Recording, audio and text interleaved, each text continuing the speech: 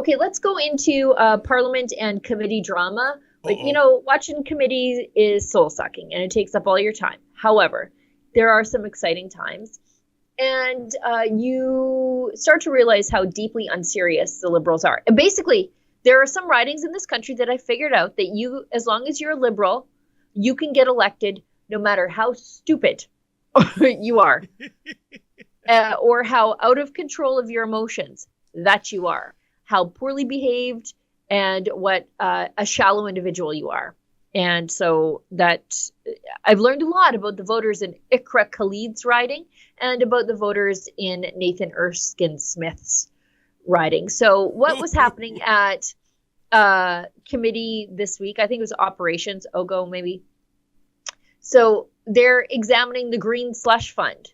And the Green Slush Fund scandal, which is billions of dollars deep, where well-connected insiders and now Liberals were giving money to companies that they are associated with.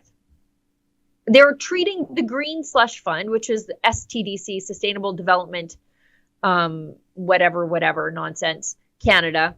They were treating it like their personal piggy bank. They're like, oh, our company needs money. Okay, well, I'm going to declare a conflict of interest, step out of the room, but would you guys all mind voting for giving my company money? Thanks, and I'll do the same for you. And that was happening at this. And now it's touching Stephen Guilbeault, a company that he was a lobbyist for and still holds active shares in, got $200 million from this thing.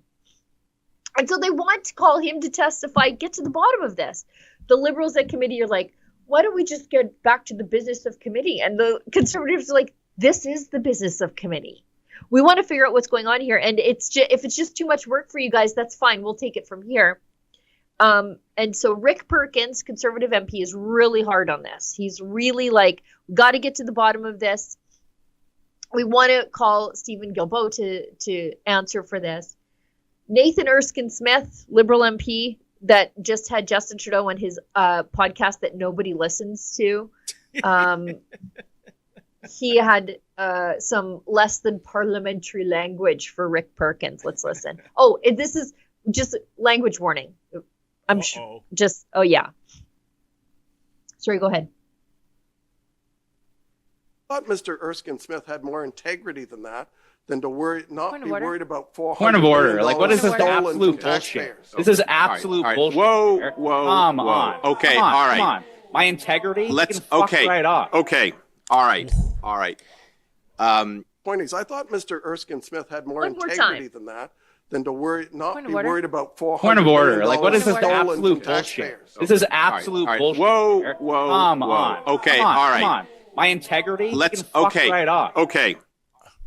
Sheila, you didn't have to give a language warning. He clearly said fuddle duddle. I think Canadians of a certain age will get the reference there. Yeah, in terms of Justin's father. Dad.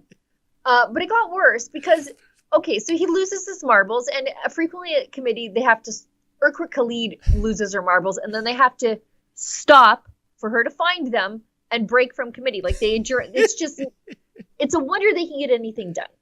So now, instead of taking a minute to calm down and say like, hey, I can't act like a lunatic at committee. Like if you want to act like that in your own time, you see Rick Perkins in the hallway and you want to put him on blast, I'm sure Rick can handle it. But you don't act like that in committee when the nation's watching.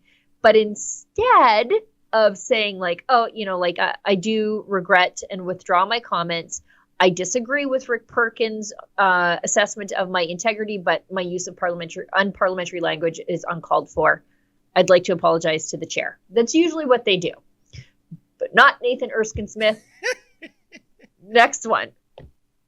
Rick, you impugn someone's integrity. You deserve every language that comes your way. There's nothing more important than a member's integrity, and you have no business impugning mine. Because what are you doing right now? What are you doing right now, Rick? You have brought a privilege motion, an incredibly, incredibly high bar. And on what basis? Well, before Mr. Baines was even finished his testimony, you brought a privilege motion. We're happy to have him back and answer clear questions. And look, I'm not even disputing. You can say I didn't like all of his questions. He wasn't as forthcoming as I'd want him to be. You can't say I don't recall isn't an answer. That's what, on the one hand, you said he's not answering my questions. On the other hand, you're saying it's insufficient for him to say I don't recall. Unless you're accusing him of deliberately misleading you and members at the committee, unless that's the accusation, which I haven't heard, but if that's the accusation, then your privilege has not been breached. That's good. So so he's just completely unapologetic.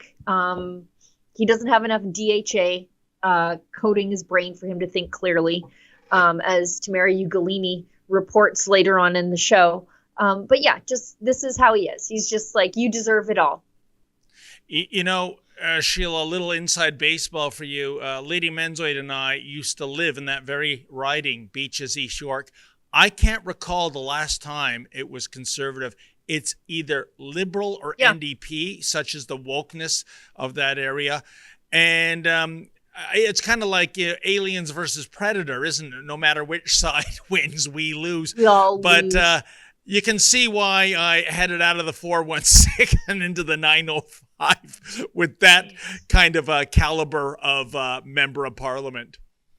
Yeah, he's just, this is what it's like at Operations Committee.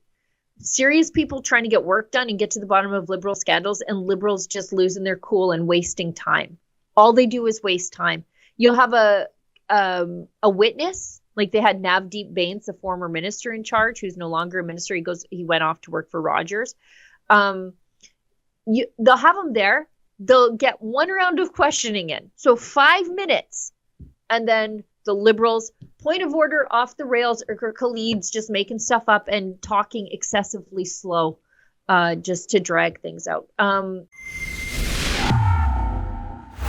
Oh, hi, it's Ezra Levant here in Toronto with an important message because we need your help. Independent journalism in Canada is under attack. Government censors, big tech deplatformers, and the dying legacy media are all working together to maintain exclusive control on the information you receive.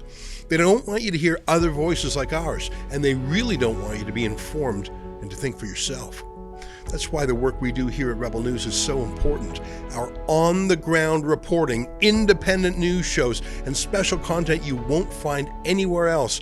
It's all designed to give you trustworthy information and alternative viewpoints so you can decide for yourself. We don't get government money, and we are not owned by some big global conglomerate. We're funded by people just like you, so please support independent journalism and help us continue our work by subscribing and becoming a Rebel News Plus member today, right here on the page. Go to rebelnewsplus.com. Members get instant access to all of our shows, invitations to exclusive events, and access to our premium content like live event footage and documentaries you won't see anywhere else. Only Rebel News Plus members can join the conversation by participating in the comments section of our new website. That way you can have your say too. More than anything, though, you'll be able to take pride in supporting real, honest journalism, and you'll help our talented team continue to do the work to push back on the establishment. We really can use your help. We need it, in fact. So thank you, and enjoy Rebel News Plus.